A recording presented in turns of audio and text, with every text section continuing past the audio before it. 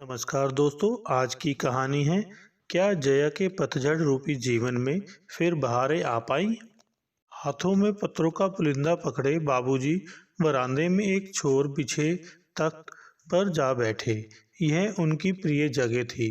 पास ही मोड़े पर बैठी माँ बाबूजी के कुर्ते को टूटे बटन टांग रही थी। अभी अभी धोबी कपड़े देकर गया था।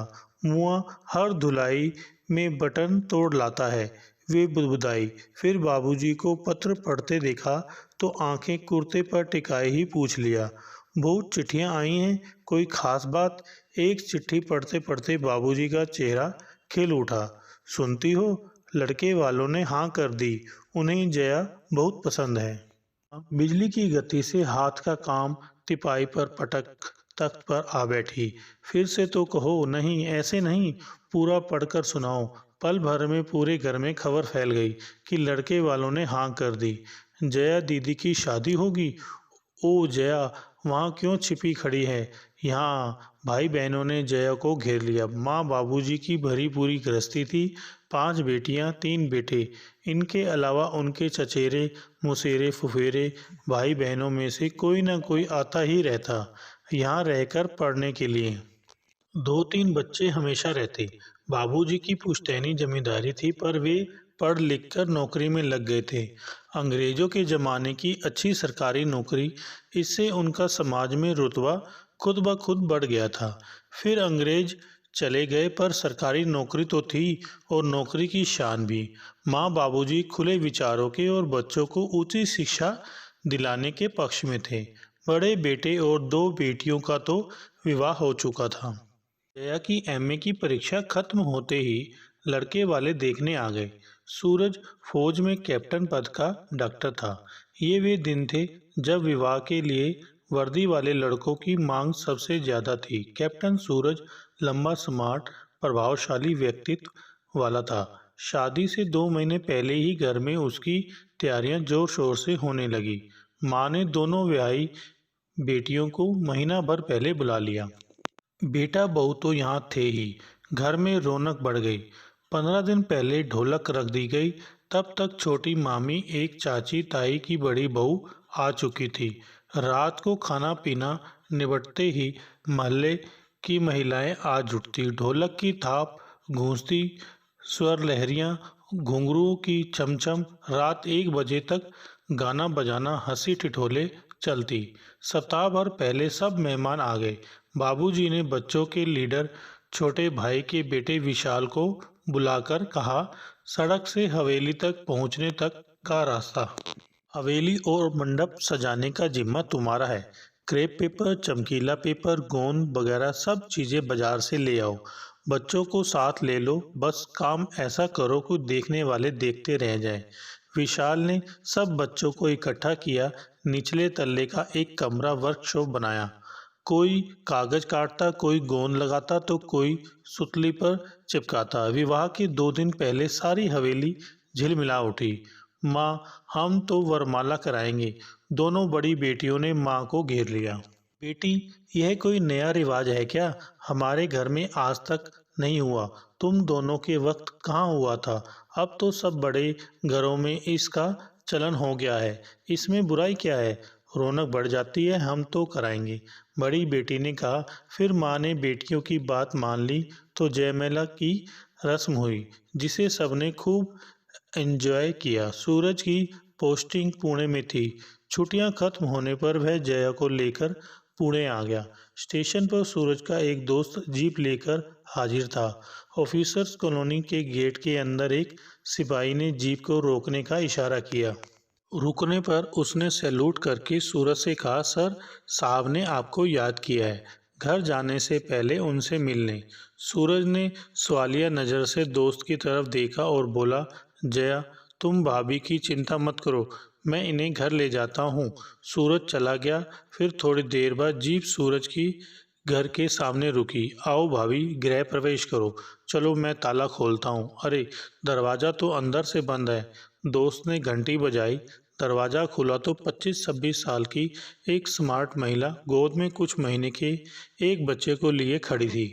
ये किससे मिलना है? दोस्त हैरान, जया भी परेशान। आप आप कौन और यहाँ क्या कर रही हैं? दोस्त की आवाज़ में उलझन थी। कमाल है, स्त्री ने नाटकीय आवाज़ में कहा, मैं अपने घर में हूँ, बाहर से आप आए हैं और सवाल मुझसे ही कर रहे हैं। पर यह तो कैप्टन सूरज का घर है। बिल्कुल ठीक, ये सूरज का ही घर है। मैं उनकी पत्नी हूँ और यह हमारा बेटा। पर आप यह सब क्यों पूछ रहे हैं? दोस्त ने जया की तरफ देखा, लगा वह बेहोश होकर गिरने वाली है। उसने लपक कर जया को संभाला। अभी संभालिए खुद को। फिर उस महिला से कहा, मैडम कहीं कोई गलतफहमी है। सूरज तो शादी करके अभी लौटा है, ये उसकी पत्नी। दोस्त की बात खत्म होने से पहले ही वह चिल्ला उठी। सूरज अपनी आदत से बाज नहीं आया। फिर एक और शादी कर डाली। मैं कब तक सहूं? तंग आ गई हूँ उसकी इस आदत से। जया को लगा धरती घूम रही है, दिल बैठा जा रहा है। यह सूरज की पत्नी और उसका बच्चा, फिर मुझसे शादी क्यों की? इतना बड़ा धोखा। यहाँ कैसे रहूंगी? बाबूजी को फ़ोन करूं? वह सोच में पड़ गई। तभी एक जीप वहां आकर रुकी। सूरज कूदकर बाहर आया। दोस्त और जया को बाहर खड़ा देख वह हैरान हुआ। तुम दोनों इतनी देर से बाहर क्यों खड़े हो? तभी उसकी नज़र जया पर पड़ी। चेहरा एकदम सफ़ेद, जैसे किसी ने शरीर का सारा खून निचोड़ लिया हो। वह लपक कर जया के पास पहुंचा। जया दोस्त का सहारा लिए कदम पीछे हट गई। जया, इसी समय उसकी नज़र घर के दरवाजे पर खड़ी महिला पर पड़ी। वह उछलकर दरवाजे पर जा पहुंचा। आप यहाँ क्या कर रही हैं? ओह नो, आपने अपना वार जया पर भी चला दिया। औरत खिलखिला उठी। थोड़ी देर बाद सभी लोग सूरज के ड्राइंग रूम में बैठे हंसकर बातें कर रहे थे।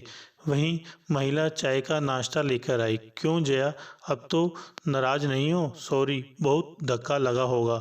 इस फौजी कॉलोनी में यह एक रिवाज सा बन गया था।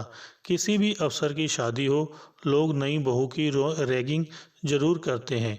सूरज की पत्नी बनी सरला दीक्षित और रीना प्रकाश ऐसे कामों में माहिर थी। कहीं पहली पत्नी बन तो किसी को नए पति के उल्टे सीधे कारनामे सुना ऐसी रैगिंग करती थी कि नई बहू सारी उम्र नहीं भूल पाती थी। इसका एक फ़ायदा यह होता था कि नई बहू के मन में नई जगह की झिझक खत्म हो जाती थी।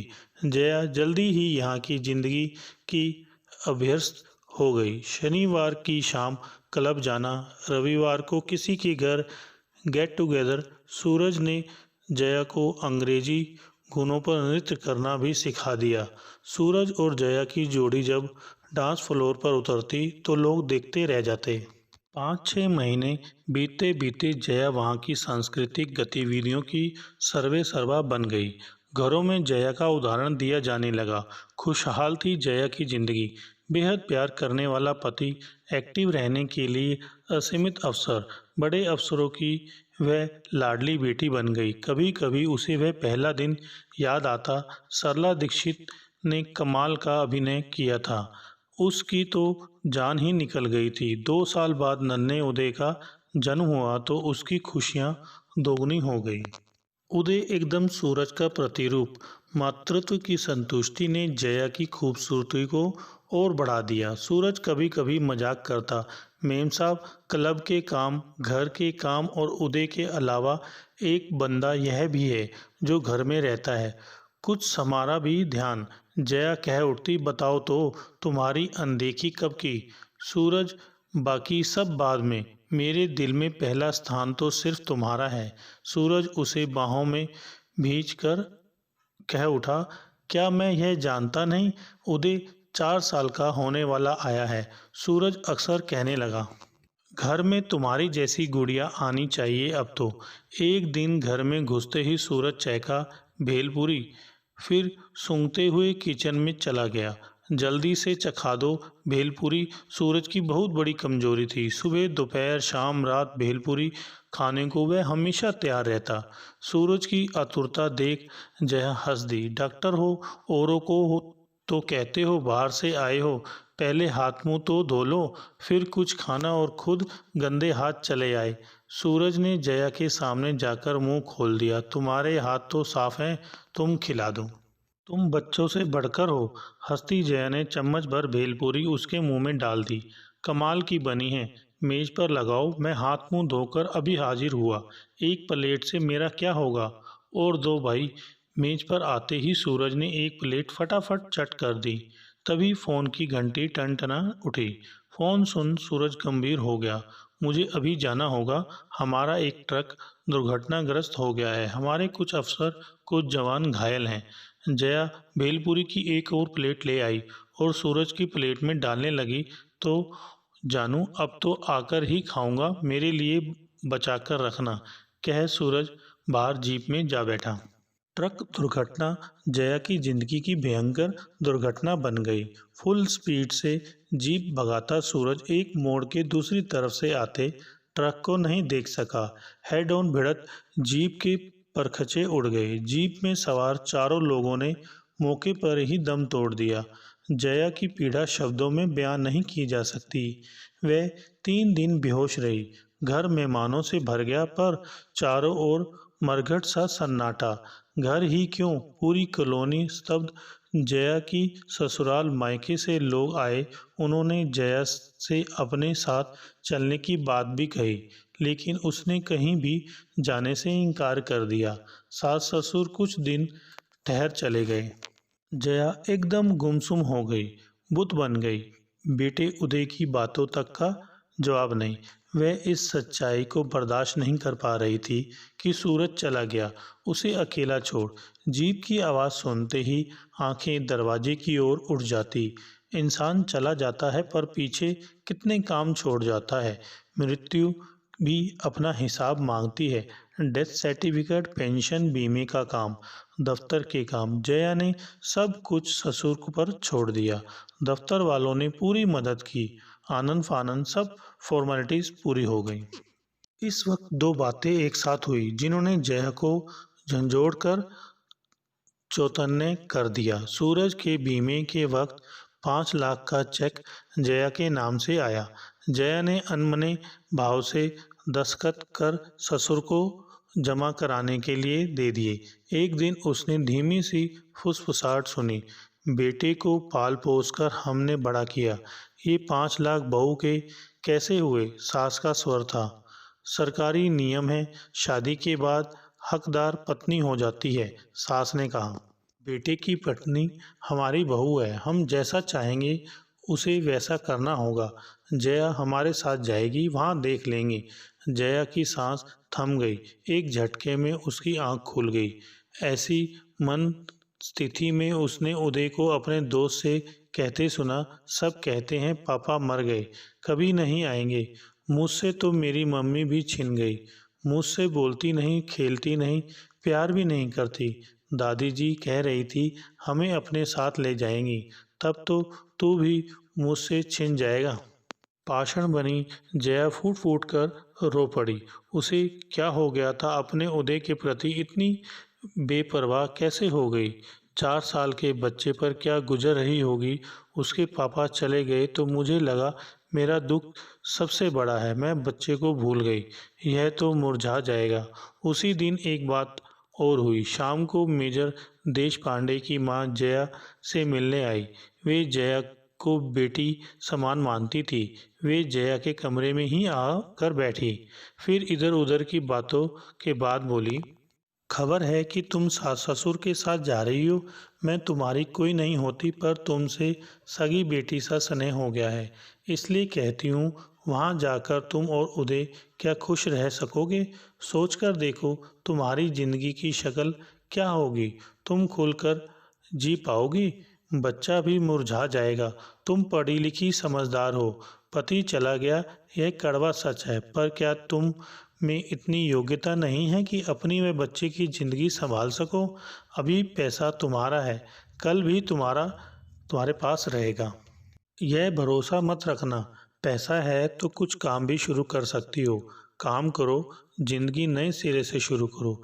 जया ने सोचा, दुख जीवन भर का है, उससे हार मान लेना कायरता है। सूरज ने हमेशा अपने फैसले खुद करने का मंत्र मुझे दिया है। मुझे उदय की ज़िंदगी बनानी है। आज के बाद अपने फैसले मैं खुद करूँगी। 4 साल बीत गए हैं, जया खुश है। उस दिन उसने हिम्मत से काम लिया। जया का नया आत्मविश्वास रूपी देख सास ससुर दोनों हैरान थे। उनकी मिन्नत जाना, उग्र रूप दिखाना सब बेकार गया। जया ने दो टूक फैसला सुना दिया कि वह यहीं रहेगी। सास ससुर खूब भला बुरा कह वहाँ से चले गए। जया ने वहीं आर्मी स्कूल में पढ़ाना शुरू कर दिया। इससे उसे घर भी नहीं छोड़ना पड़ा। जड़ों से उखड़ना ना पड़े तो जीना आसान हो जाता है। अपने ही घर में रहते अपने परिचित दोस्तों के साथ पढ़ते खेलते उदय पुराने चंचल रूप में लौट आया। मेजर शांतनु देशपांडे ने उसे सूरज की कमी महसूस नहीं होने दी। स्कूल का होमवर्क, तैरना सिखाना, क्रिकेट के दावपेच, शांतनु ने सब संभाला। उदय खेलने लगा। उदय को खुश देख जया के होठों की हंसी भी लौटने लगी। शाम का समय था। उदय खेलने चला गया था। जया बैठी जिंदगी की उतार चढ़ाव के बारे में सोच रही थी। जिंदगी में कब कहाँ क्या हो जाए उसे क्या पहले जाना जा सकता था। मैं सूरज के बगैर जी पाऊंगी सोच भी नहीं सकती थी, लेकिन जी तो रही हूँ। छोटे उदय को मैंने चलना सिखाया था, अब लगता है उसने मुझे चलना सिखाया। देश पांडे ने सच कहा था, जीवन के नष्ट करने का अधिकार मानव को नहीं है, इसे संभाल कर रखने में ही समझदारी है। शुरू के दिनों को याद करके जया आज भी सिहर उठी। वहते का बोझ, कुछ करने का मन ही नहीं होता था, पर काम तो सभी करने थे।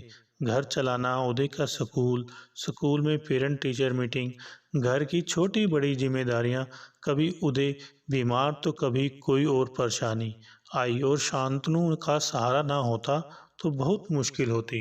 शांतनु का नाम याद आते ही मन में सवाल उठा, पता नहीं उन्होंने अब तक शादी क्यों नहीं की।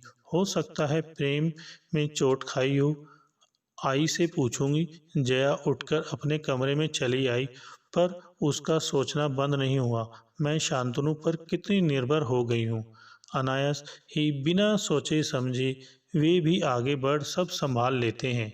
पिछले कुछ समय से उनके व्यवहार में हल्की सी मुलायमत महसूस करने लगी हूँ। ऐसा लगता है जैसे कोई मेरे जख्मों पर मरहम लगा रहा है। उदय का तो कोई काम अंकल के बिना पूरा नहीं होता। क्यों कर रहे हैं वे इतना सब। शाम को जया बगीचे में पानी दे रही थी। उदय साथ साथ सूखे पत्ते, सूखी घास निकालता जाता। अचानक वह जया की ओर देखने लगे। ऐसे क्या देख रहा है, मेरे सिर पर क्या सींग उग आए हैं। उदय उत्तेजित सा उठकर खड़ा हो गया। मम्मी, मुझे पापा चाहिए। जया स्तब्ध रह गई। उसके कुछ कहने से पहले ही उदय कह उठा, अब मैं शांतनु अंकल को अंकल नहीं पापा कहूँगा। और फिर वह घर के भीतर चला गया। उस रात जया सो नहीं पाई। उदय के मन में आम बच्चों की तरह पापा की कमी कितनी खटक रही है। क्या वह जानती नहीं, जब सूरज को खोया था उदय छोटा था तो भी तो छवि उसके नन्हे से दिल पर अंकित थी। वह प्यार करने, हर बात का ध्यान रखने वाले पुरुष की थी। उसकी बढ़ती उम्र की हर जरूरत का ध्यान शांतनु रख रहे थे। उनकी भी वैसी ही छवि उदय के मन में घर करती जा रही थी। आई और शांतनु भी यही चाहते हैं। इशारों में अपनी बात कई बार कह चुके हैं। वहीं कोई फैसला करने से बचती रही है। क्या करूं, नई जिंदगी शुरू करना गलत तो नहीं। शांतनु एक अच्छे व सुलझे इंसान है। उदय को बेहद चाहते हैं। आई और शांतनु दोनों मेरा अतीत जानते हैं। शादी के बाद जब यहाँ आई थी तब से जानते हैं। अभी दोनों परिवार बिखरे अधूरे अधूरे से हैं। मिल जाएं तो पूर्ण हो जाएंगे। बसंत पंचमी के दिन आई ने जया और वह उदय को खाने पर बुलाया। उदय जल्दी मचाकर शाम को ही जया को ले वहां पहुंच गया। जया ने सोचा, जल्दी पहुंच, मैं आई का हाथ बटा दूंगी। आई सब काम पहले से ही निपटा चुकी थी। दोनों महिलाएं बाहर बरामदे में आ बैठी। सामने लॉन में उदय व शांतनु बैडमिंटन खेल रहे थे। खेल खत्म हुआ तो उदय भागता बरामदे में चला आया और आते ही बोला, मैं अंकल को पापा कह सकता हूँ। बोलो ना मम्मी प्लीज़। जया शर्म से पानी पानी उठकर एकदम घर के भीतर चली आई। पीछे पीछे आई भी आ गई। जया को अपने कमरे में ला बिठाया। बिटिया, जो बात हम माँ बेटा ना कह सके उदय ने कह दिया। शांतनु तुम्हें बहुत चाहता है। तुम्हारे सामने सारी जिंदगी पड़ी है। उदय को भी पिता की जरूरत है और मुझे भी बहू चाहिए। आई ने जया के दोनों हाथ पकड़ लिए। मना मत करना। जया के सामने नया संसार बाहें पसारे खड़ा था। उसने लज्जा कर सिर झुका लिया। आई को जवाब मिल गया। उन्होंने अलमारी खोल सुनहरी साड़ी निकाल जया को ओढ़ दी और डब्बे में से कंगन निकाल पहना दिए। जया मोम की गुड़िया सी बैठी थी। उसी समय उदय अंदर आया। वहाँ का नज़ारा देख वह चकित रह गया। आई ने कहा, कौन? उदय है ना? जा तो बेटा अपने पापा को बुला ला।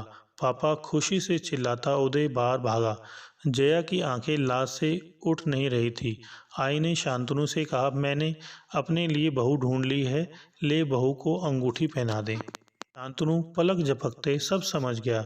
यही तो वह चाह रहा था। माँ से अंगूठी ले उसने जया की कांपती उंगली में पहना दी। पापा, अब आप मेरे पापा हैं। मैं आपको पापा कहूँगा, कहता उदय लपक कर शांतनु के सीने से जा लगा। हेलो दोस्तों, अगर आपको हमारी ये वीडियो अच्छी लगी हो तो लाइक करें, शेयर करें और कमेंट्स करके बताएं कि हमारी ये वीडियो आपको कैसी लगी। साथ में चैनल को सब्सक्राइब करके बेल आइकन जरूर दबाएं।